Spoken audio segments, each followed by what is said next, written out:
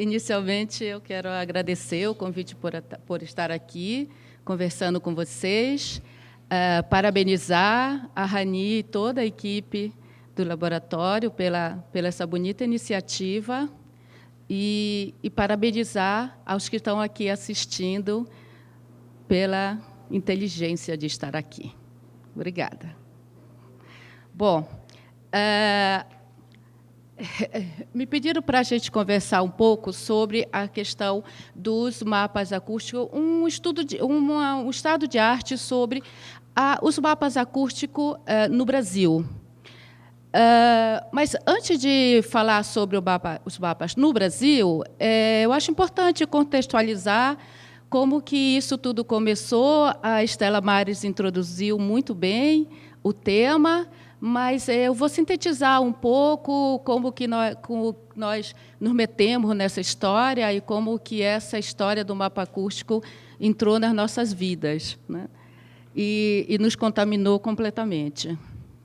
Então, os mapas acústicos eles não são coisas novas, eles são recentes, mais ou menos, aqui no Brasil, mas não é coisa muito nova. Então, dá para a gente observar que, desde de 1929, já começaram os estudos sobre o ruído na cidade e, consequentemente, sobre os mapas acústicos, a necessidade, a importância e a aplicação dos mapas acústicos.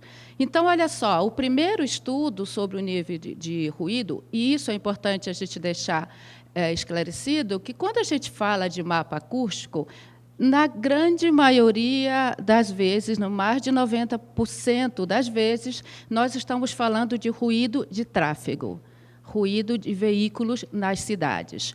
Por isso, ele também é chamado de mapa de ruído, ele também é chamado de mapa de ruído de tráfego, e, principalmente, a partir do momento que se passou a trabalhar com mapas por processo de simulação, os mapas de processo de simulação, eles basicamente, prioritariamente, trabalham com a introdução do fluxo de veículo na elaboração do mapa.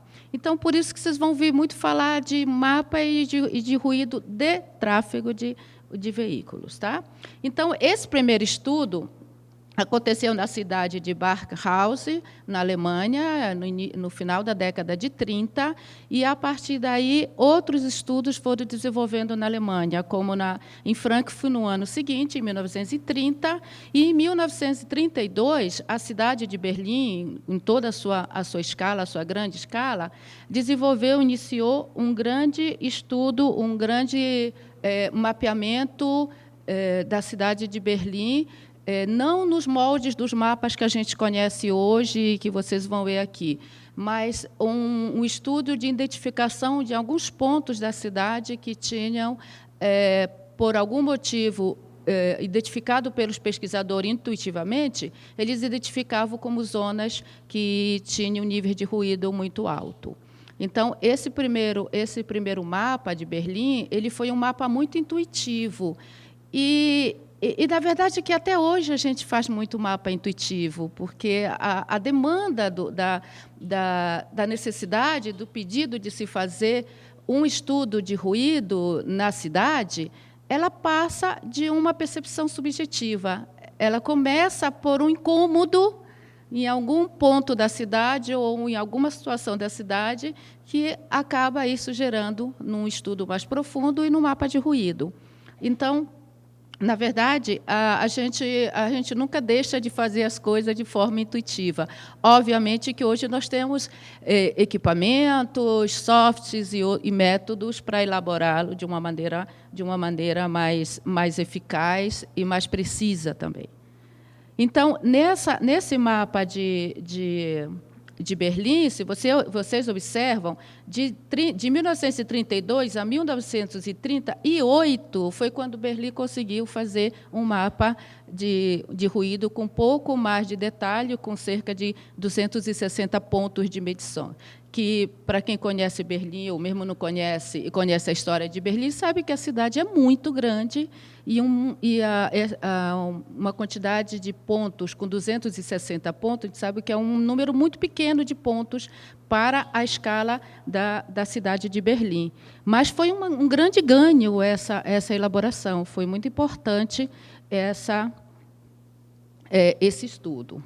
Bom, saindo um pouco da Europa, e foi na Europa e continua sendo na Europa o grande berço dos mapas acústicos, do desenvolvimento de estudos sobre a cidade, embora hoje países como o Japão, os Estados Unidos, o Chile, vem desenvolvendo trabalhos muito conceituados e muito importantes nesse estudo do ruído na cidade.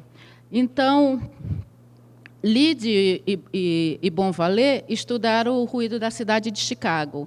Foi um dos primeiros mapas de ruído dos Estados Unidos e um dos primeiros mapas de ruído das Américas. Então, foi também um mapa desenvolvido em forma um pouco intuitiva, mas levou bastante tempo o estudo, dá para ver, aí o tempo que foi de 42 a 57, mas fez uma análise bastante mais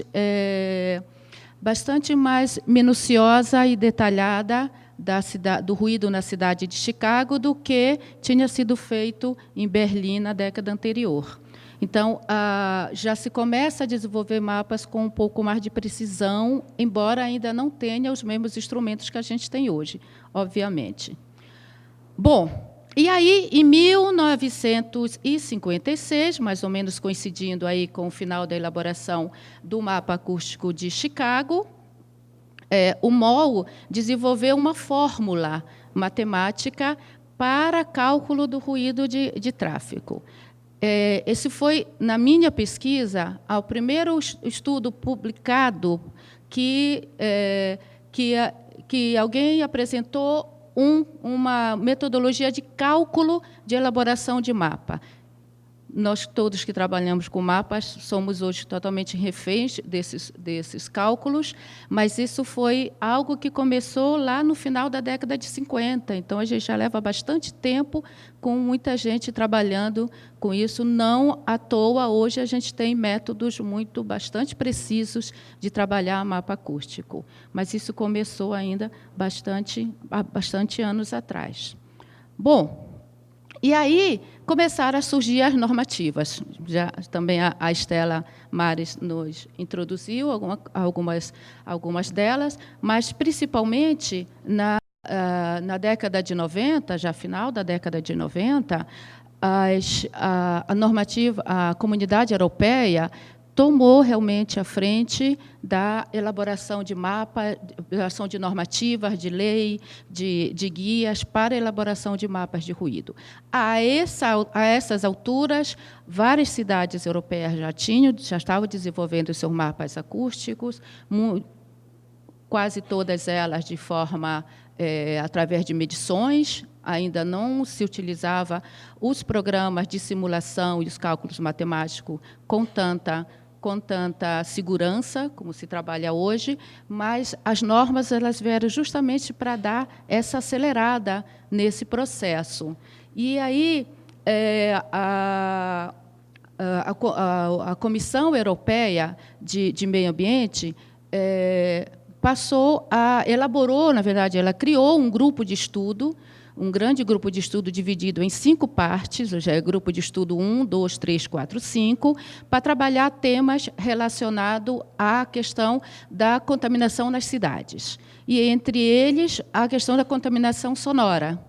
E, nesses estudos, eles criaram o grupo 1, que era o grupo de estudo 1, que trabalhava exclusivamente ruído na cidade gerado pelo tráfego de veículo. E, a partir desse grande grupo de estudo, começaram a surgir as normativas para a elaboração de mapas de ruído através de métodos de simulação, através de métodos de cálculo que pudessem ser traduzidos em forma de mapas, ou seja, pudessem ter configurações de mapa, de distribuição de mapa, como já existia de mapas térmicos, como a gente conhece muito bem os mapas topográficos. Então, eles passaram a trabalhar com esse objetivo. E, dentro desse estudo, eles criaram o que se chama de livro verde, e que nada mais era do que um livro, um guia que ia tratar das questões da política de ruído no futuro. Então, o que se quer fazer, onde se quer chegar e como se quer chegar às análises do ruído nas cidades no futuro, e o que se pode fazer para que essas análises sejam feitas cada vez mais próxima da realidade, com menos tempo, que a gente viu antes, muito tempo que se levava para fazer, com um número menor de pessoas, ou seja, uma equipe um pouco mais reduzida e com mais precisão, né? Então, esses grupos da comunidade, da Comissão de Meio Ambiente da Comunidade Europeia, eles foram os que geraram para a gente toda essa possibilidade de hoje estar trabalhando com os métodos que a gente trabalha. Então, eles desenvolveram, além do livro verde, houve, na cidade de Munique, em 97, a primeira reunião gerou o livro verde. A segunda reunião foi essa de Munique, que foi um workshop onde começaram a desenvolver ações, estudar ações para colocar em prática, de como se colocaria em prática tudo que eles tinham desenvolvido no livro verde. Então, essa reunião de Munique, ela é muito conhecida e muito famosa, porque foi a partir dela que se passou a trabalhar ações para desenvolvimento de mapas acústicos e ações para a realização de estudos de ruído na cidade de uma forma mais efetiva. Depois dessa reunião, aí eu cito ali, vocês podem ver o grupo 1, que é o grupo que trabalha exclusivamente com os indicadores de ruído, ele foi criado aí nessa época, entre 96 e 98. Ainda em 98, esse mesmo grupo de estudo do grupo 1 desenvolveu alguns indicadores que nos trariam a representação dos mapas acústicos de forma física. Ou seja, se saía dos mapas acústicos calculados, que eles eram publicados em forma de tabelas, com números, né? E é uma coisa que nós, arquitetos, ficamos muito assustados com isso, né? E, felizmente, eles desenvolveram uma estratégia física com representação, né, física, como a gente vê esse exemplo, e isso nos deixou bastante tranquilos e bastante felizes. Então, a partir de então, esse grupo vem desenvolvendo, esse grupo existe até hoje, né, eles nunca deixaram de trabalhar, vai se reformulando, obviamente, trocando os componentes, mas eles continuam trabalhando até hoje. Aí eles passaram a desenvolver as próprias estratégias, as próprias diretrizes para os mapas. E aí você vem, eu posso depois disponibilizar para quem quiser essa apresentação, tem os links lá das páginas dele, que você tem acesso a toda a informação de todas as reuniões, de todos os processos que se trabalha, que eles vieram trabalhando. Bom, e aí nessa, já final da década de 90, início da década de 2000, é quando a comunidade europeia desenvolve a diretriz, né, a diretiva europeia para a elaboração não só de mapas de ruído, como a Estela bem falou, mas a estratégia de controle do ruído na cidade.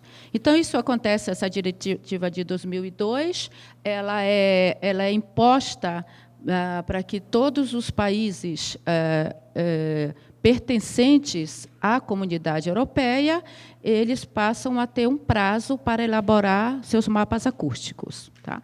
Esse prazo ele era até 30 de junho de 2012. Então, a partir da publicação de 2002 da normativa, até 30 de julho de 2000, e 12 todas as cidades dos países da Comunidade Europeia, com mais de 250 mil habitantes, elas tinham que ter o mapa acústico concluído.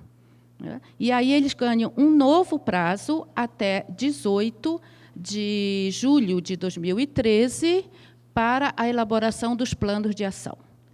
A gente vai conversar muito hoje durante o dia todo e vocês vão entender bem melhor isso, ou seja, que o mapa acústico ele é muito importante, a gente viu agora no início, mas ele não tem função nenhuma se ele não tiver ação.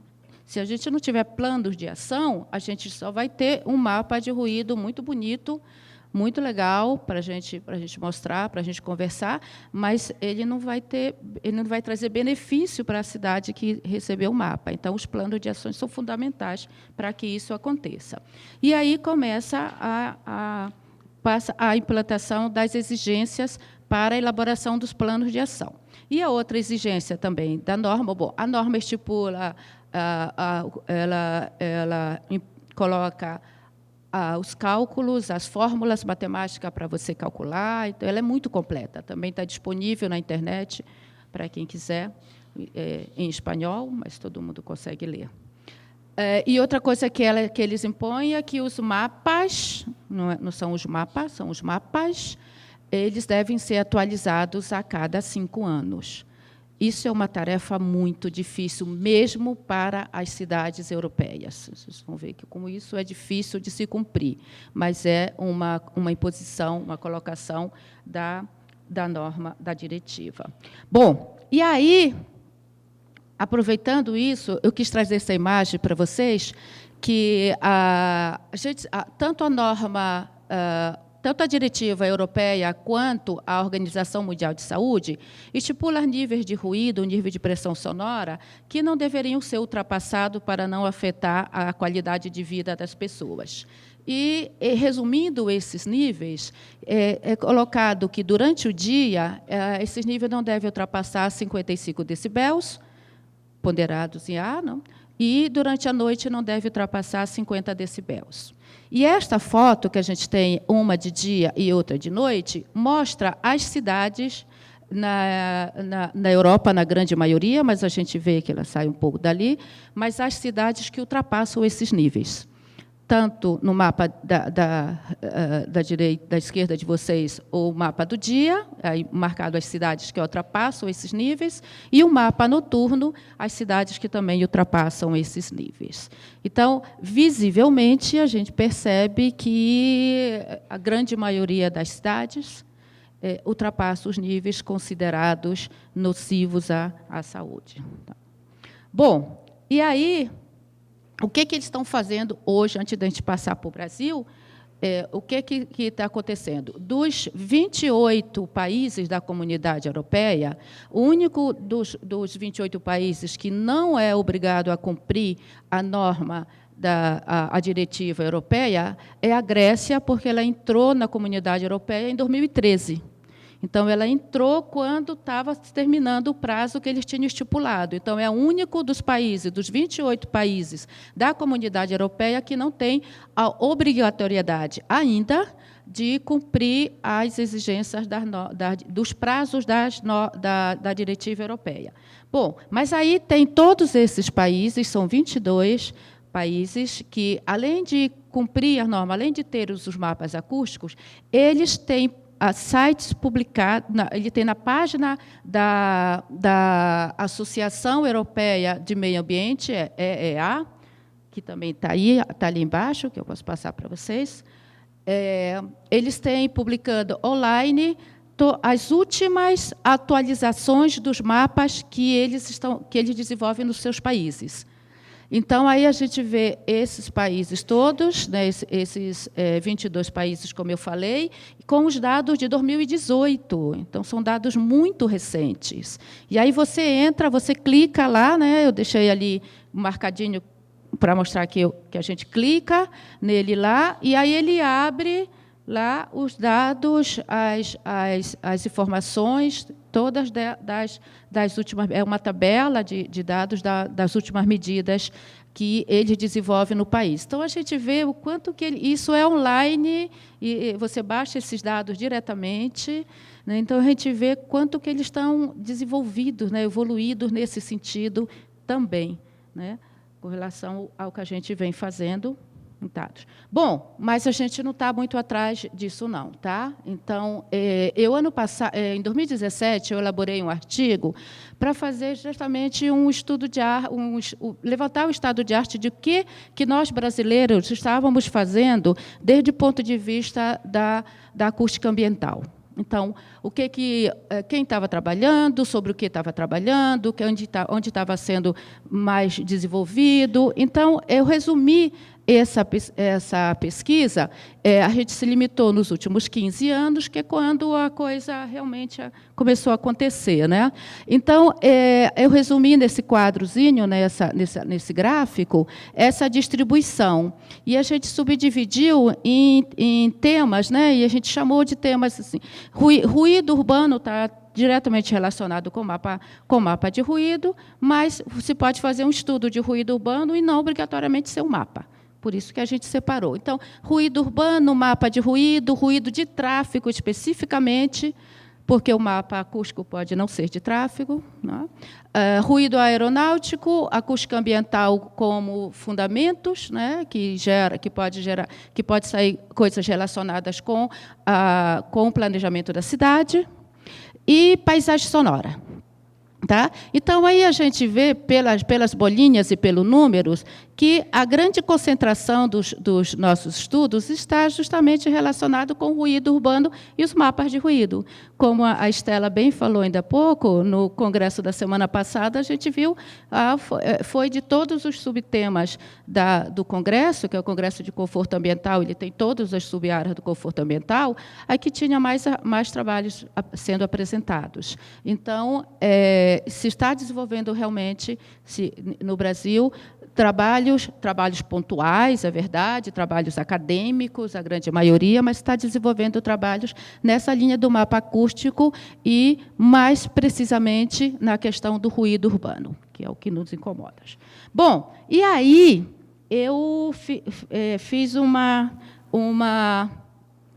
pequena uma cronologia com datas do que a gente vem trabalhando aqui no Brasil para que a gente entenda até onde a gente está chegando. Bom, os primeiros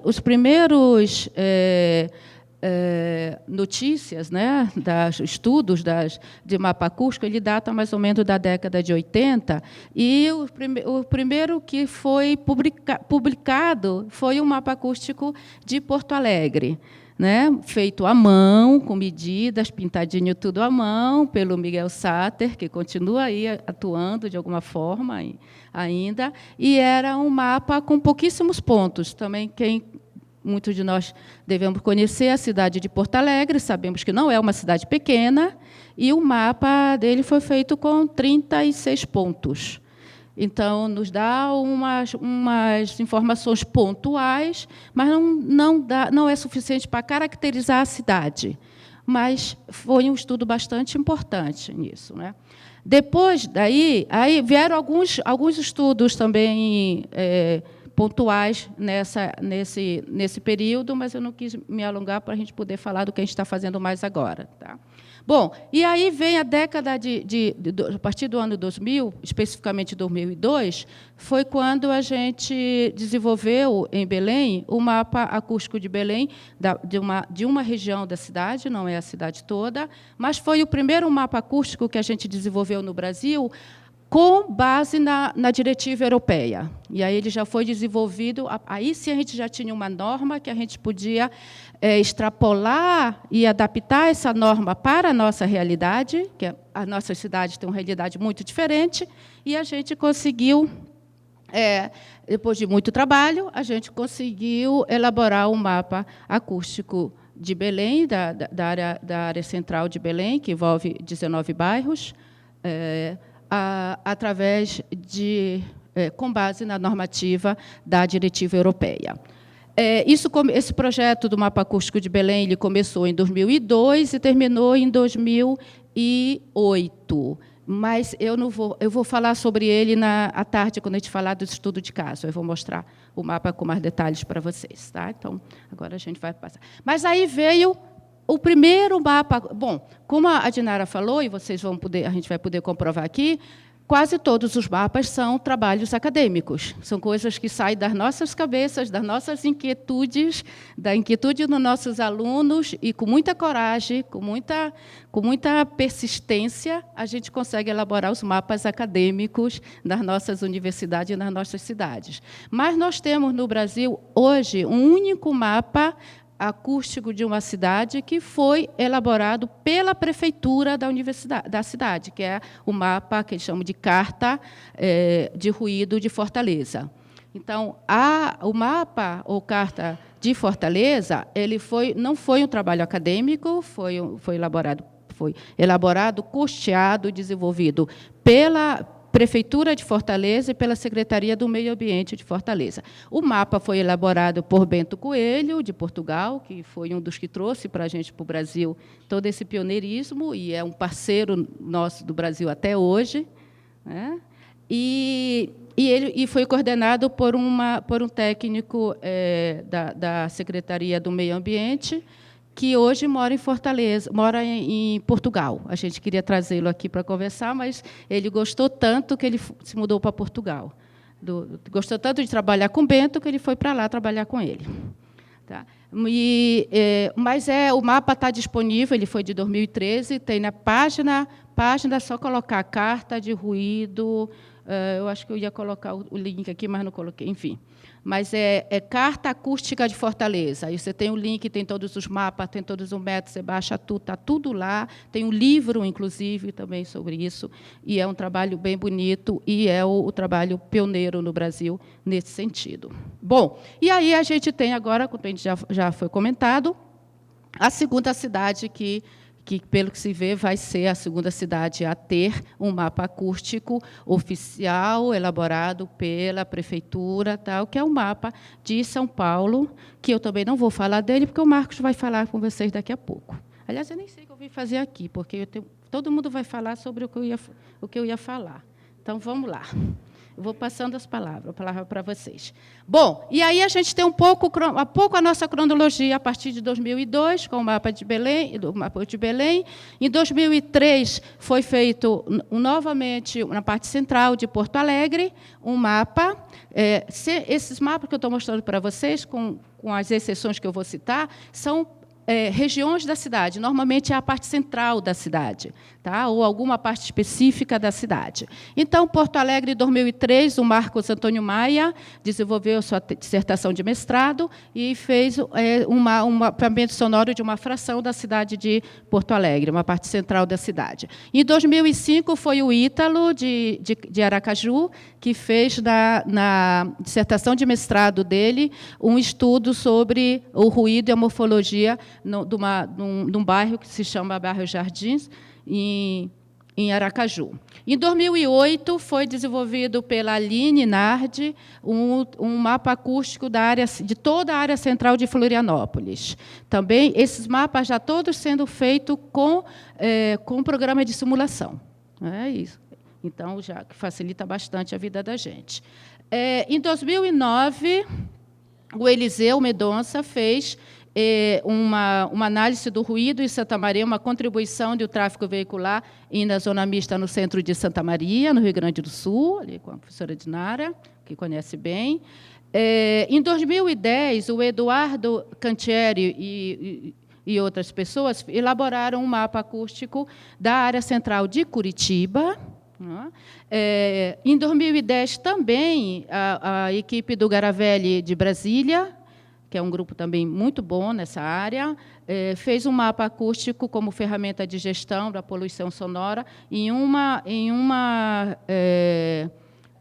bairro ou uma cidade satélite de Brasília que chama Água Claras, que também foi uma foi uma tese de doutorado. Em Chapecó, alguém desenvolveu um estudo de ruído de tráfego veicular na área central. Eu não consegui saber o nome do autor, desculpa. Eu procurei realmente, encontrei o trabalho, algumas coisas publicadas, mas eu acabei não conseguindo deduzir quem foi o autor. Então, para não citar e equivocar com os nomes, eu preferi não colocar o nome. Se alguém souber, depois me diga, tá? De Chapecó, por favor. E aí, em 2012, teve um mapeamento muito bonito também em Salvador, em uma área que chama Bairro Imbuí, que é um bairro que era um bairro simples, mas que foi cortado por uma grande avenida, então teve uma mudança muito grande. Foi a dissertação de mestrado do nosso saudoso Danilo Ventura, e que foi concluído em 2012. Em 2014, começou, mais ou menos, 2014, né, as primeiras publicações sobre mapa ou poluição sonora no município de São Paulo. E aí vem uma série de publicações, né, alguns trabalhos já dos mapas de São Paulo, o Marcos vai falar para vocês sobre isso, porque eu não português, muitos deles coordenados pela Proacústica, que também o Marcos vai de lá. Em 2017, a Tamares Brasileiro, está escrito ali errado, é brasileiro, que está sentadinha ali, ela desenvolveu um mapa sonoro de um estudo de ruído no bairro Castelo Branco, em João Pessoa, que é a linda cidade dela, que nos recebeu de uma maneira muito carinhosa semana passada. E o último trabalho, na ordem cronológica, publicado como mapa de ruído, é o trabalho de doutorado da Débora Florencio, que desenvolveu como título o mapeamento do ruído de tráfego, mas ele é o mapa acústico de toda a cidade de Natal. Foi um trabalho de doutorado orientado pela Araújo, mãe e filha, né? Eu tive o privilégio de participar da banca dela, e é o trabalho unido. E é o que a gente tem de mais atual em termos de elaboração de mapa acústico. Então, é mais ou menos isso. Eu estourei em 1 minuto o meu tempo, mas fica o meu contato para quem quiser conversar sobre isso, e muito obrigada pela atenção.